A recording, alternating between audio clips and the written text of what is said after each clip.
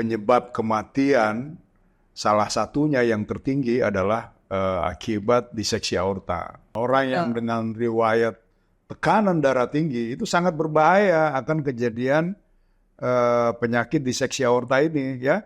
Jadi kalau ada orang yang badannya tinggi terus jari-jarinya panjang, ya, itu khas kelihatan banget itu orang yang dengan Marfan syndrome. Nah, biasanya disertai dengan kelainan aneurisma aorta.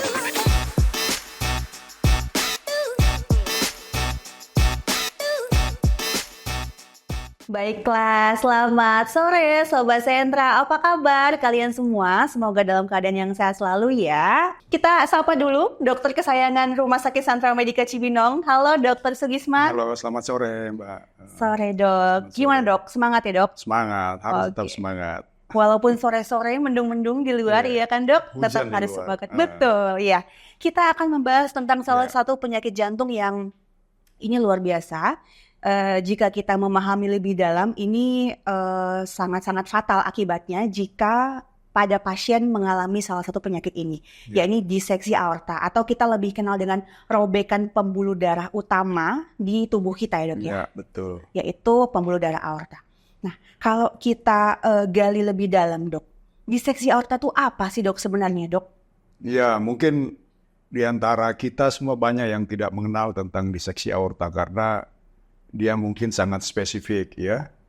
Tetapi dengan perkembangan teknologi yang ada, semakin banyak ditemukan bahwa penyebab kematian salah satunya yang tertinggi adalah akibat diseksi aorta atau robekan pada pembuluh darah utama aorta.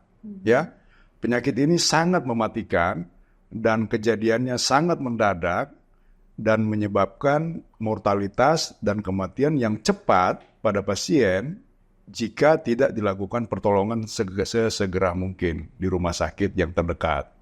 Jadi kita sebagai masyarakat awam ataupun petugas medis harus mengenal secara dini dan secara utuh apa itu penyakit tentang diseksi aorta itu. Oke, baik. Dan ini sangat berhubungan dengan bedah jantung ya Dok ya? Iya, betul. Karena operasinya juga harus dibedah begitu ya? Betul. Karena juga terkait dengan Sentra Medical Hospital Cibinong sudah membuka layanan bedah jantung Dok. Iya, betul. Ya. Jadi mungkin pasien-pasien yang di luar sana mencari layanan bedah jantung, jadi nggak perlu jauh-jauh, mungkin di sekitaran Bogor, sekitaran Depok, bisa langsung ke Rumah Sakit Sentra Medica Cibinong. Nah, untuk diseksi aorta ini sendiri Dok, tadi kan dokter sudah sebutkan adalah fatal akibatnya Dok ya? Betul. Lalu ada tingkatan-tingkatan tertentu nggak sih Dok untuk pasien-pasien yang terkena penyakit ini Dok? Ya, sebenarnya kan pembuluh darah utama kita itu, aorta itu cukup panjang jalurnya ya. Jadi pada saat jantung memompa darah melewati beberapa rangkaian pembuluh darah yang besar, maka aorta adalah jalur utama yang dilewati oleh darah yang dipompa dari jantung tersebut. Jadi aorta itu berada mulai dari dinding dada bagian depan yang disebut dengan aorta ascendens. Kemudian dia membentuk aliran ke arah mengalirkan darah ke otak, ya. Kemudian dia turun ke bawah, mengalirkan darah ke organ-organ di dalam dinding dada, kemudian turun ke dinding perut, ya, organ-organ yang ada di dalam rongga perut, sampai dia membagi aliran darah itu ke arah tungkai kanan dan tungkai kiri, ya. Jadi robekan pembuluh darah itu bisa terjadi pada semua level itu, ya. Jadi sebenarnya ada beberapa jenis ya, jenis robekan pembuluh darah aorta itu tergantung di mana lokasi robekan tersebut, ya. Semakin dekat robekan itu dengan jantung, maka semakin emergensi tindakan yang harus dilakukan oleh dokter. Juga Dok, kita punya manajemen jantung di sini ya Dok ya, aorta itu jadi ya Dok. Kalau kita lihat organ jantung di sini ya, ini jantung. Di dalam jantung ini kan isinya darah dan darah itu harus dipompa ke seluruh tubuh melalui pembuluh darah utama ini yang berwarna merah ini adalah aorta. Jadi aorta itu tertanam di dalam jantung ya. Jadi darah yang keluar dari jantung pada pintu pertama dia akan keluar melewati pembuluh darah aorta itu yang kemudian darah itu akan diantarkan ke seluruh organ di seluruh badan, di seluruh tubuh kita, ya. Jadi organ ini, pembuluh darah ini itu bisa mengalami robekan, ya. Jadi kalau ada robekan di pembuluh darah aorta tersebut, maka itu adalah merupakan kondisi emergensi pada pasien yang harus dilakukan tindakan sesuatu pada pasien tersebut. Betul. Saya pikir selama ini adalah penyakit jantung adalah penyakit yang mematikan dan menyeramkan, Dok. Ternyata masih ada ini di atasnya lagi. Ternyata kalau pembuluh darah di sini sobek itu lebih mematikan, ya, Dok. Betul sekali. Ya, karena dia ibaratnya kalau di dalam rumah itu, ya, dalam rumah kita, aliran air itu kan melewati pipa pam, ya. Nah, sama seperti jantung. Jadi pipa pam di dalam badan kita itu adalah aorta. Ya, jadi Anda bisa bayangkan kalau pipa pamnya bocor ataupun robek, maka darah itu bisa berceceran kemana-mana. Sama seperti kalau di rumah kita ada pipa pam yang robek, maka tentu airnya akan menggenang ataupun banjir di beberapa area, sama seperti pembuluh darah aorta itu. Jadi kalau dia robek, dia sobek, maka dia akan menimbulkan kegawat daruratan pada tubuh kita kalau tidak dilakukan sesuatu sesegera mungkin. Oke, baik. Iya. Nah, kapan harus ke dokter ketika, kayaknya gejalanya apa nih? Ini gejala serangan jantung kah? Mungkin ada gejala stroke juga ya, Dok? Iya, pada betul. kondisi ini. Jadi gejala yang ditimbulkan oleh penyakit diseksi aorta itu sangat tergantung di mana lokasi sobekan itu terjadi, ya. Gejalanya itu sangat mirip dengan orang serangan jantung, ya. Kita menyebutnya akut coronary syndrome.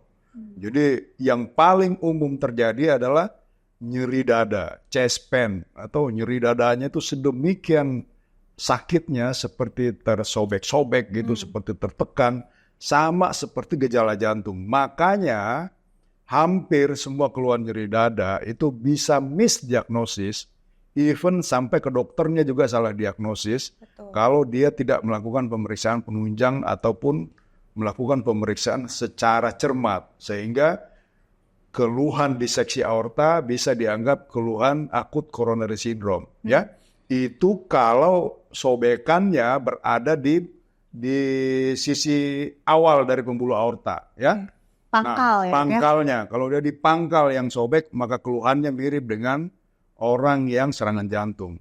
Nah, kalau sobekannya lebih di atas lagi, misalnya ke arah pembuluh darah yang memberi percabangan ke otak, maka gejalanya seperti orang stroke. Nah, kadang-kadang orang itu dianggap stroke, mungkin dianggap keluhan sebagai stroke, padahal terjadi sobekan pada pembuluh darah yang memperdarahi aorta. Itu kalau sobekannya di situ.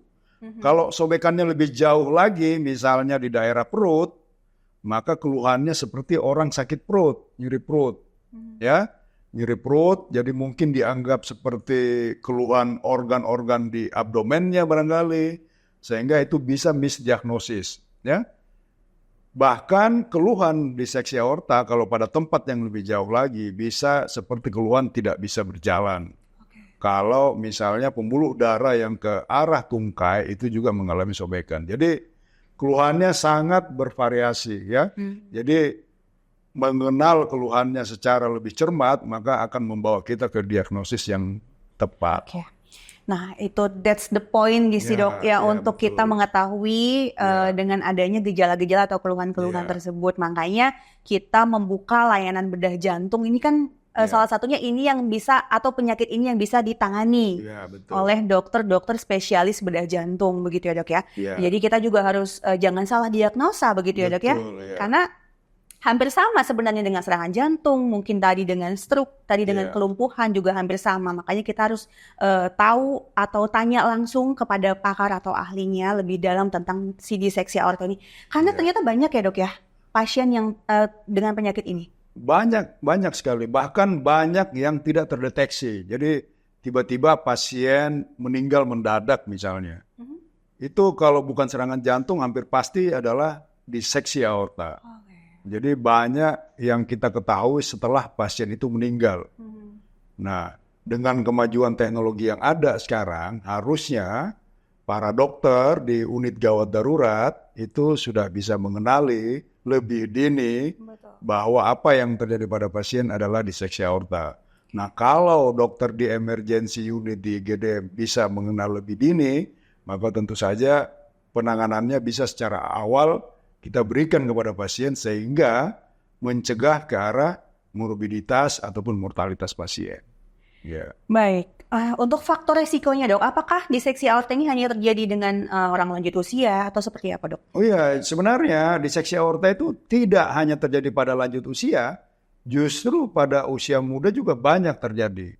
Salah satu faktor predisposisi adalah hipertensi. Hipertensi. Nah, orang yang dengan riwayat tekanan darah tinggi itu sangat berbahaya akan kejadian penyakit diseksi aorta ini ya. Jadi kita harapkan orang yang menderita hipertensi atau tekanan darah tinggi, dia harus rajin melakukan check up, mengukur tekanan darahnya. Jangan sampai tekanan darahnya melebihi ambang batas normal yang tidak wajar. Karena tekanan darah yang tinggi tersebut akan menyebabkan tekanan yang tinggi pada dinding aorta. Ya, jadi Anda bisa bayangkan kalau tekanan pada dinding aorta itu berlangsung selama berbulan-bulan, selama bertahun-tahun, maka dinding dalam dari lapisan pembuluh darah aorta itu bisa sobek, ya kan? Nah, kalau sobeknya biasanya berawal dari sobekan kecil, ya kan? Sobekan kecil itu lama-kelamaan proses berjalannya waktu, berjalan secara kronis, maka dia akan membuat lubang, dia akan membuat hole pada dinding dalam pembuluh darah aorta itu, sehingga ada dua lapisan di dalam pembuluh darahnya. Ada yang true lumen, ada yang false lumen. Nah, proses dua aliran darah yang abnormal pada darah itu bisa berlangsung secara kronik. Nah, itu kan kondisi yang abnormal. Ya. Nah, kondisi yang abnormal itu pada titik tertentu dia akan menimbulkan keluhan dan pada saat itulah kadang-kadang pasien baru ditemukan diagnosisnya. Nah, pada saat itulah mungkin sebaiknya kita lakukan tindakan pada pasien-pasien tersebut. Ya, jadi hipertensi adalah merupakan faktor yang paling sering menyebabkan kejadian diseksi aorta. Faktor lain adalah tentu ada yang disebut kelainan genetik. Ya, jadi pada beberapa orang tertentu, khususnya pada usia muda, itu ada sindrom-sindrom kelainan genetik tertentu yang mana dinding pembuluh darah aortanya itu mengalami kelemahan. Ya, mungkin kita sering mengenal ada orang yang Marfan syndrome. Ya, Marfan syndrome itu biasanya dia tingginya itu melebihi orang normal. Ya, tinggi sekali. Kadang-kadang dia malah jadi olahragawan tuh, pemain basket tinggi. Ya, tapi orang yang dengan Marfan syndrome itu biasanya aortanya itu berukuran besar, dia mengalami aneurisma, ya kan? Itu hampir sebagian besar. Jadi kalau Anda lihat di masyarakat umum ada orang yang tinggi sekali, kita jangan senang dulu. Kadang-kadang di dalam badannya itu ada penyakit seperti aneurisma aorta, ya. Jadi itu harus dicek, ya. Jadi kalau ada orang yang badannya tinggi, terus jari-jarinya panjang, ya, itu khas kelihatan banget itu orang yang dengan Marfan syndrome. Nah, biasanya disertai dengan kelainan aneurisma aorta. Nah, aneurisma aorta itu pelebaran aorta itu kadang-kadang di ujungnya karena dindingnya tipis, kemudian dengan tekanan yang tinggi bisa menyebabkan terjadinya diseksi aorta. Oke, mungkin Sobat Chandra mau tahu dok, aneurisma sama diseksi aorta bedanya apa dok? Ya, sebenarnya itu saling berhubungan. Dia berhubungan sangat erat, ya. Jadi orang yang aneurisma mudah sekali terjadi diseksi aorta. Kenapa? Karena dia mengalami pelebaran yang abnormal pada aorta dan pada titik tertentu dengan tekanan yang tinggi dia bisa mengalami robekan. Kalau dia terjadi robekan, maka dia terjadi diseksi aorta, ya. Jadi itu dua penyakit yang saling berkaitan. Jadi antara diseksi dan aneurisma itu dua hal yang sangat berkaitan penyakitnya. Oke, baik. Seru sekali nih Sobat Chandra tentang penjelasan diseksi aorta ini, bahwa penyakit jantung saya pikir yang sudah paling menyeramkan, ternyata ini ada yang lebih seram. Dokter, mau tanya lagi nih dok, itu tadi faktor-faktor resikonya ya dok ya. Lalu kapan pasien ini bisa datang langsung ke emergency ketika dia mengetahui ada serangan jantung mungkin dok? Bisa dibedakan tidak dok dalam kita melihat biasa, oh ini robekan pembuluh darah, oh ini serangan jantung begitu dok? Ya, memang ini tricky-nya di situ ya. Ada tergantung kemampuan dokter di emergency untuk bisa mengenali secara dini, secara cepat, dia bisa membedakan antara serangan jantung dengan diseksi aorta. Ya, memang itu bukan hal yang mudah untuk bisa dibedakan. Tapi kalau pada saat dia mengeluh nyeri dada dan dia kemudian ada riwayat hipertensi, ya, kemudian kadang-kadang dokter itu memberikan obat anti angina, ya, obat anti serangan jantung. Nah, kalau tidak ada perubahan yang segera terjadi pada pasien, maka kita harus curiga. Kita harus curiga bahwa itu adalah diseksi aorta. Tentu saja juga perlu dilengkapi dengan pemeriksaan penunjang lainnya. Apakah dilakukan pemeriksaan ekokardiografi, atau pemeriksaan foto ronsen, atau bahkan sampai pemeriksaan penunjang berupa CT scan. Ya? Kita perlu lakukan CT scan untuk mengkonfirmasi struktur anatomi dari pembuluh darah aortanya normal atau tidak. Jadi itu bisa kita ketahui secara langsung apakah ini serangan jantung atau bukan. Ya, jadi sebenarnya tricky memang, tapi kalau kita pelajari lebih lanjut, mungkin akan mudah kita bedakan antara serangan jantung dengan diseksi aorta. Kalau diseksi aorta ini apakah hanya pengobatannya hanya berupa operasi saja kah dok, atau ada obat-obatan yang bisa dikasih dok kepada pasien? Ya, tentu saja pengobatan yang awal dikasih adalah pengobatan menurunkan hipertensinya, ya. Karena kadang-kadang orang yang diseksi aorta biasanya dengan riwayat hipertensi yang tinggi, tekanan darahnya tinggi. Tekanan darah yang tinggi pada pasien, kita harus atasi secara dini dengan obat antihipertensi. Ya. Tapi definitif treatment-nya, kalau dia robekannya di pangkal pembuluh darah aorta, maka obatnya adalah operasi. Nah, kalau dia robekannya di sisi dada ataupun perut, ada tindakan lain yang bisa dilakukan, yaitu dengan memasang stent, ya. Ada tindakan yang namanya TEVAR, ada tindakan yang namanya EVAR, ya. Jadi semua bisa dilakukan pada pasien. Yang penting adalah penegakan diagnosisnya. Jadi kalau kita bisa menegakkan diagnosisnya pada pasien, maka pilihan tindakannya, operasi ataupun non-operasi itu berdasarkan diagnosis dari pasien. Demikian.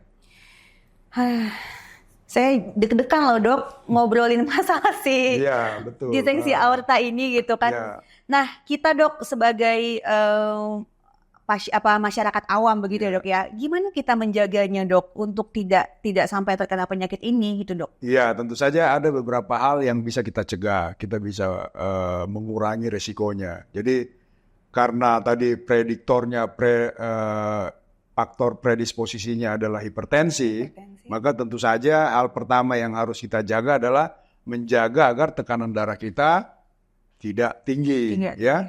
Tentu dengan mengkonsumsi obat-obatan kalau kita menderita hipertensi ataupun pola makan yang sehat, ya.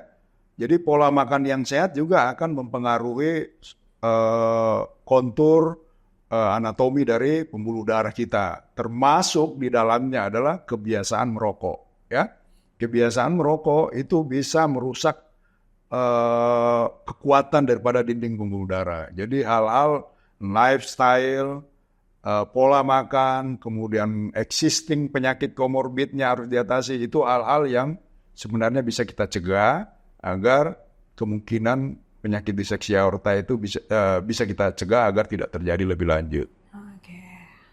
Baiklah, jadi Sobat Sentra mungkin don't self-diagnose ya dok ya. Jangan melakukan diagnosa sendiri, masuk angin, minum obat masuk angin, kan enggak? Terus, aduh nggak enak badannya ya, harus ke dokter dok ya, harus konsultasi ke dokter. Apalagi kalau sudah ada riwayat darah tinggi, mungkin riwayat genetik yang tadi dokter sebutkan. Jadi ternyata kita bisa tahu nih dengan sore hari ini kita ngobrol langsung dengan Dr. Sugisman, kita bisa tahu bahwa bukan hanya penyakit jantung yang menyebabkan nyeri dada atau yang kita pikir itu adalah serangan jantung. Ternyata ada loh penyakit robekan pada pembuluh darah di tubuh kita. Betul. Dan fatalnya adalah aorta ya dok ya? Iya, betul. Pembuluh darah utama. Loh Sobat Sendra, bukan pembuluh darah kecil ya dok bukan ya? Pembuluh darah kecil, Betul. ini pembuluh darah yang paling besar. Betul. Ya, sehingga dia sangat emergensi.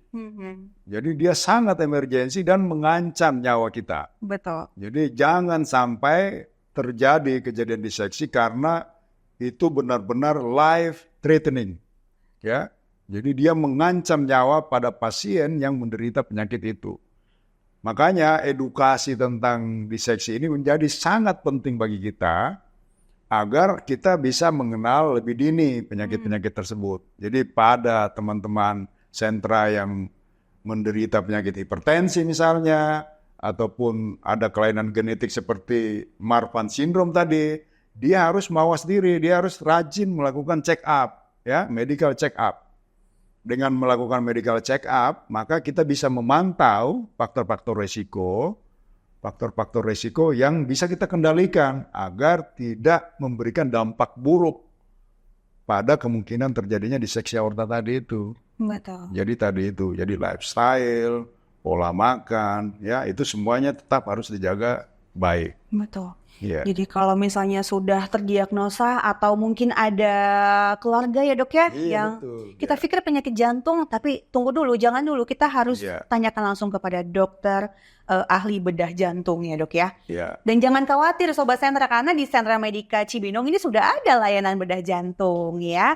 Dokter, boleh dong di-share kapan sih jadwalnya dokter untuk praktek di Sentra Medica Cibinong dok? Ya, jadwal praktek saya di Sentra Medica Cibinong itu pada hari Senin, Selasa, ya, kemudian Kamis dan Sabtu. Tapi hari apapun bisa, kalau nanti bisa by appointment, ya, semua kebutuhan pasien yang perlu konsultasi tentang jantung, apalagi yang berhubungan dengan bedah jantung dan bedah aorta, bisa langsung menghubungi Sentra Medica, ya.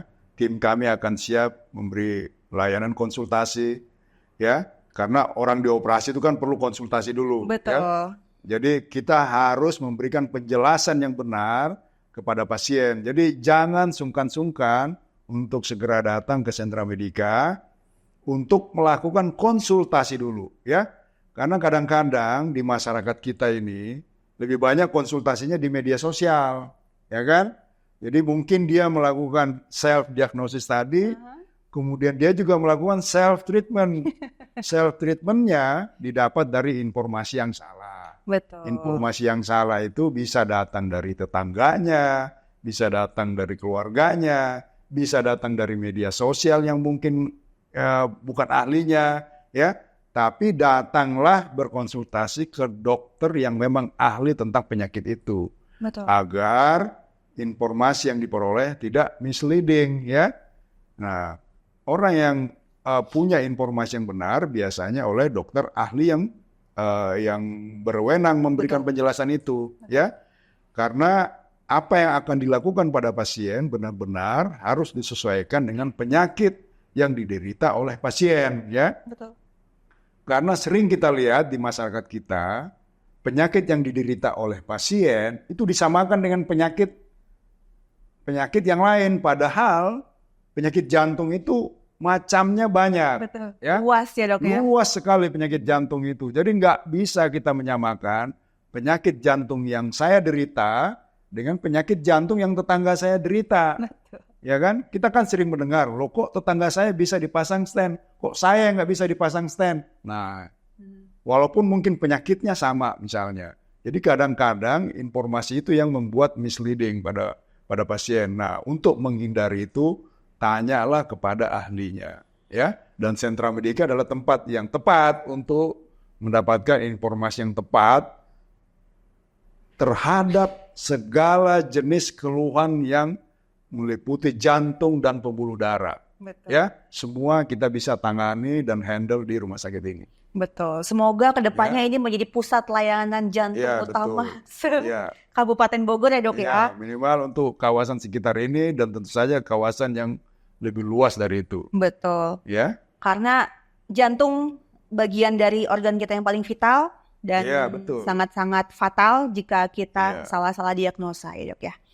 Baiklah Dokter Sugisman, terima kasih banyak ini sudah memberikan edukasi yang sangat-sangat luar biasa dok. Apalagi kita membahas tentang salah satu penyakit jantung yang mungkin masyarakat awam belum tahu apa sih robekan pembuluh darah begitu ya. Apa sih diseksi aorta gitu, apa sih gitu. Padahal itu sangat-sangat fatal jika kita salah-salah diagnosa.